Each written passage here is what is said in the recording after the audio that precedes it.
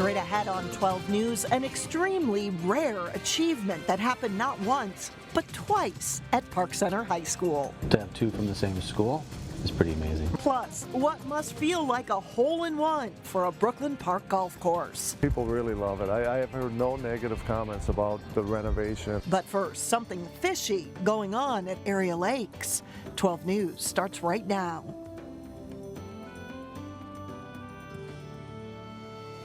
Hello and thanks for joining us. Something is going on at Area Lakes that has some plugging their noses. As Sonia Goins explains, it all has to do with a natural occurrence that happens in the spring and early summer. Fish Lake in Maple Grove is a popular spot for swimming and, of course, fishing. But recently, some aquatic species are washing up on the shore. Dead fish all along the shoreline. So we went to go dip our toes in and there was dead fish. Sarah Opoven doesn't live too far from the lake. She noticed the dead fish a few days ago. We thought it was disgusting. Obviously, going with a little girl, kind of gross, especially we come here often. Three Rivers Park District officials are aware of the so-called fish kill. Most of the dead fish are sunfish. Hundreds to maybe 1,000 lake-wide, something like that. Sounds like a lot, but it's pretty small compared to the overall number of fish of that type in the lakes. A bacterial infection could be to blame. Young panfish especially seem to be susceptible to fatal columnaris bacteria infections at this time of year because they're already fairly stressed out from coming through the winter. But experts say the biggest factor is the change in the weather. Some years are worse than others. This happened to be a particularly bad year, I think, because of the rapid increase in air temperatures. Fish kills can be gross and even smell a little bit, but they're really not harmful to humans. Park officials recommend folks just leave them alone. Obviously, you don't want to pick up a dead fish under any conditions and eat it. Meanwhile, folks will just have to put up with the fishy smell. She said, fishy! And then I said, gross. And she said, ewy, ewy. In Maple Grove, Sonia Goins, 12 News. High levels of nutrients in lakes can also cause fish kills, and homeowners can help by limiting the amount of fertilizer they use on lawns. Several house and apartment fires in the Northwest Metro last week call attention to the importance of firefighters, and many area cities are hiring for that job. Plymouth is putting the call out for at least 8 to 10 paid-on-call firefighters to join their department, which currently has 70 people. It's a part-time job that requires at least 12 hours per month, but it could be as much as 60 to 80 hours a month during the first year due to needed training and depending on the number of fire calls. Plymouth isn't the only city that's challenged by finding enough volunteer firefighters. It really is something we want to try to make sure we're striking that balance between what the community needs and the level of service we need to provide. And obviously, because we rely on this volunteer paid-on-call force, their availability and what they're willing to give us. If you are interested in becoming a firefighter, Plymouth is holding an open house July 11th at Fire Station number 3 on Dunkirk Lane. More information is available on the Plymouth City website as well. This year's legislative session got even less productive. Governor Mark Dayton did not sign a $260 million tax bill, blaming a wording mistake in the bill that he says would cost the state $101 million in revenue. The tax bill would have helped cities like Maple Grove, which is counting on the bill to establish a tax increment financing district to spur development of the gravel mining area. The mistake could get fixed in a special session, but legislative leaders haven't been able to agree on an agenda. More than a year after improvements were finished at Brooklyn Park's signature golf course, officials say the changes are paying off. The city spent $2 million on renovations that included rebuilding every bunker and improving 3 putting greens at Edinburgh Golf Course. The idea was to widen the appeal by making the course a little more playable by everyday golfers. Most of our golfers are mid-range handicaps, and they just love it. We still have water. It's still challenging enough for them, but it's just a little funner to play, and it takes a little less time, a little less raking, and they have more options around the greens. Even though Edinburgh ended some of the 2-for-1 golf discounts, Don Barry says the number of golf rounds is increasing. The course recorded 2,000 more rounds than expected last year, and so far this season, 550 more golfers have played here than at the same time last year. As the school year winds down, there will be new faces getting ready for new roles in the Robbinsdale School District. Robbinsdale has hired 3 new principals for the next school year. Sherry Culland will take over as principal of Plymouth Middle School. She comes to Plymouth from the Racine, Wisconsin School District. Bridget Hall will become the new principal at Lakeview Elementary School, where 2 of her children previously attended. Hall is currently principal at Jefferson Community School in Minneapolis. And Federico Rowe will become the next principal at Northport Elementary. Rowe comes to the district after serving as principal of an elementary school in Atlanta. Well, for the first time ever, a couple of Park Center graduates are Gates Millennium Scholars. That's right. Getting these scholarships is extremely rare. And we get more on these amazing students from Eric Nelson. Amadou Ba and Kala Dalu are shining examples of pirate pride. They have the desire, they have the ambition to improve their condition in life. I think a lot of American students could take a lot away from them. I'm absolutely grateful. Ba and Dalu's motivation has paid off. The Park Center students are Gates Millennium Scholars. It's incredibly prestigious. The scholarships are good for 8 years of college tuition. It's a great opportunity. Ba and Dalu are taking advantage and will attend the University of Minnesota beginning next September. I don't think there's very many given out in the country each year.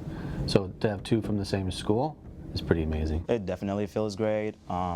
Both my sisters and my brothers are in college, and I'm following their footsteps. I feel like this is something my mom always wanted me to do and something I always wanted to do. Ba came to the U.S. from West Africa in 2009. When I came. Dalu from Ethiopia in 2012. Both overcame a lot of obstacles to achieve academic success. I didn't speak English, so it was a hard time and kind of difficult time as well. So I went through those hard time, and today I'm the Gates Millennium Scholar. Ba and Dalu are close friends with plenty of common ground. They are extremely grateful for the support they received from their Park Center teachers. They kind of put the foundation for me so I could grow, and I learned a lot from them. Anybody who stayed after school to give us the extra step that we needed, I believe from the bottom of my heart and Khalid's, just want to say thank you, because it's all possible because of them. I'm just tremendously proud of them, and they make me feel like, I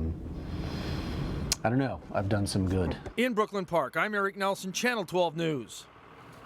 Only 1,000 kids across the country receive Gates scholarships. Amadou Ba has a 3.7 GPA and will double major in biomedical engineering and biology at the U of M. And Khalid Dalu has a 3.9 GPA and wants to become a dentist. Smart kids, good for them. 2 at the same school. 2 at the same full ride scholarship. That's wonderful. Wow. Coming up, putting the focus on contact lenses. Some advice for your eyes up next in Health Check. Then later in sports, the state boys tennis tournament gets underway for 2 local teams. We'll have the highlights. But first, warmer on Wednesday. Temperatures reach the upper 70s. We'll be right back.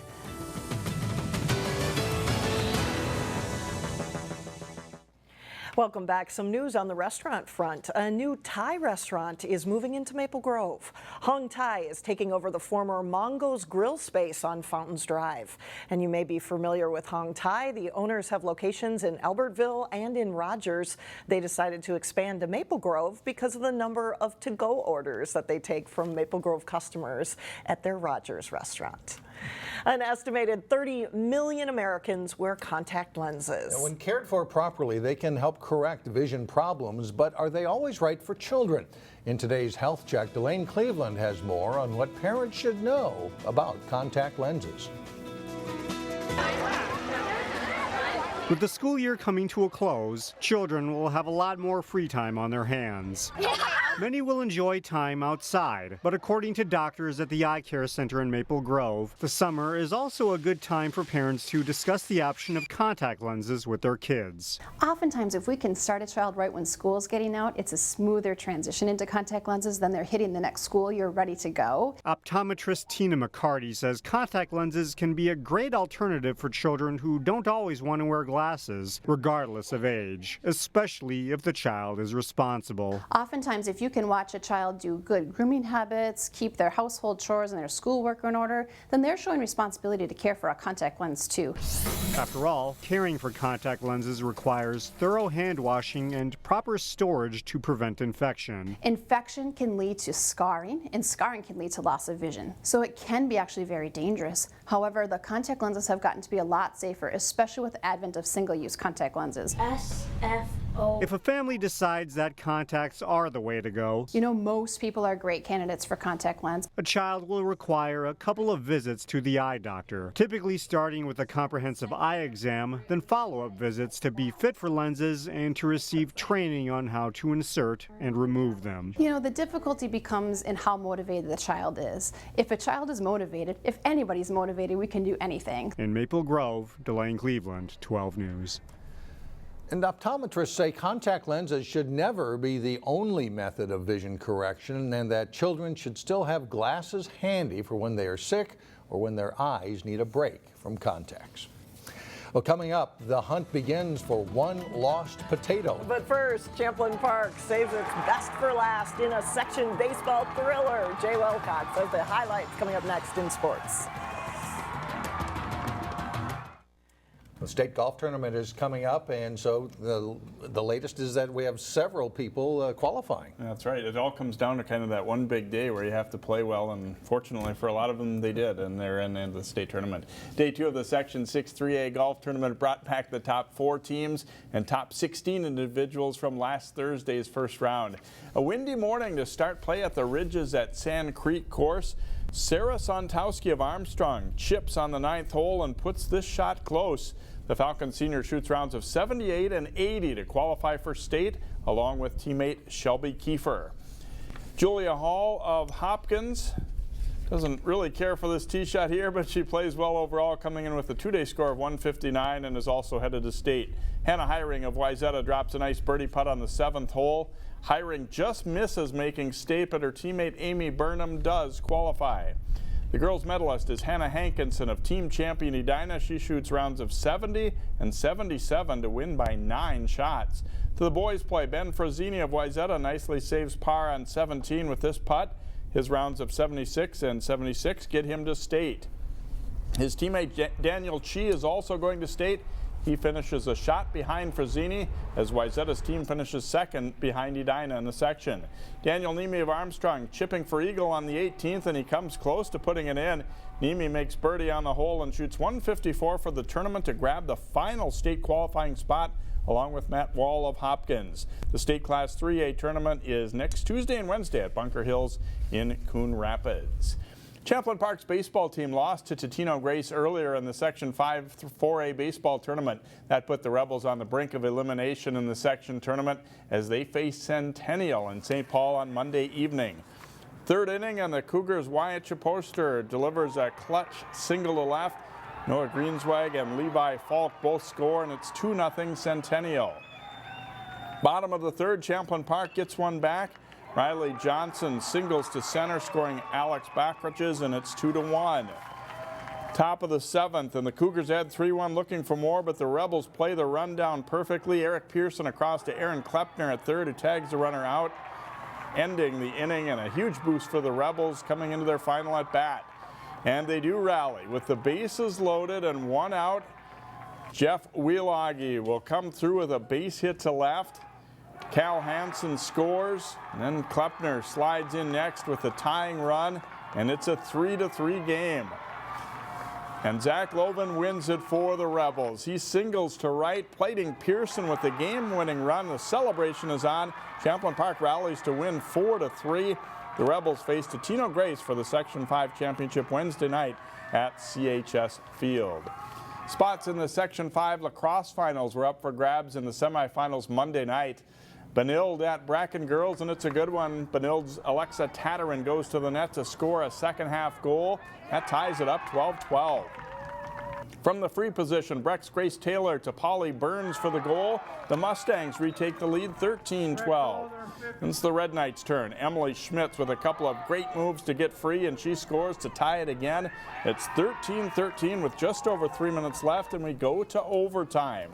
In OT, Tatarin gets it to Schmitz, who probes the defense and then gets in close to score the game-winning goal. Benilde edges Breck 14-13. Benilde will meet Blake, a winner over Armstrong in the semifinals for the section title Wednesday at Armstrong. The same schools meet in the boys' final. In Section 8 finals Wednesday, Wayzata plays St. Michael Albertville in the boys' game at Park Center, while Osseo Park Center faces Maple Grove in the girls' final at Osseo. The state boys tennis tournament is underway with team competition. Wayzata facing number 2 seed Rochester Century in the AA quarterfinals. Number 1 singles, Wayzata's Nick Beatty serves and fires a hard forehand to the corner before winning the point with a touch volley. He beats Sahil Chugani 6-2, 6-1. Second singles, and Wayzata's Jordan Stevenson serves and then hits a backhand winner down the line, but he loses in straight sets to Varun Iyer. Number 1 doubles, and the Trojans' Dennis Kornberg with a nice return, and that'll lead to a point by Sam Simon, but they fall in 2 close sets though to the Century duo. Second doubles, and Alex Schilling and Jack Willis take the point for Wayzata on the way to a 6-1, 6-1 win, but it's Rochester Century winning 3 of the 4 singles matches to edge Wayzata 4-3. In Class A, Breck facing Hibbing in the quarterfinals. Austin Wong's in the far court for Breck, and he fires a strong backhand cross court on the way to a 6-3, 6-3 win over Scott Perunovich at number 1 singles.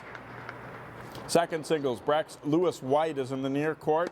He calmly comes in for the passing shot on the short volley by Jack Kearney. White wins in straight sets. Matthew Metz receiving serve for Breck coming up, and Prashant Gadashala will put it away for Breck in the number 1 doubles match as the Mustangs breezed with 7-0 win to advance to the semifinals, and they are going to be tough to beat in Class A. Yes, looks that way. Thanks a lot, Jay. Still ahead, why Brooklyn Park has its mind on the Beatles. We will clue you in coming up next. It is already time to start thinking about summer festivals. And in Brooklyn Park, that means Tater Days is not far off. The annual hunt for the Golden Spud is a chance to start the fun early and maybe win a prize. The first of 4 clues starts like a Beatles song from the 1960s. Here it goes. Picture yourself in a boat on a river when the city was a township of various natural treasure troves, glistening wetlands, precious potato fields, and opalescent old oak groves. That's clue number 1. For the person who finds a Golden Spud, there's a $300 prize, and if you have a Tater Days button, there's a $100 bonus. Remember, no digging or climbing is needed, and the Golden Spud will be on public property somewhere in Brooklyn Park. By the way, picture yourself in a boat on a river, Beatles song. Lucy in the Sky with Diamonds. Right. We know. Yeah. No. Maybe there's some more clues in the song. I don't know. We'll see you back here tomorrow.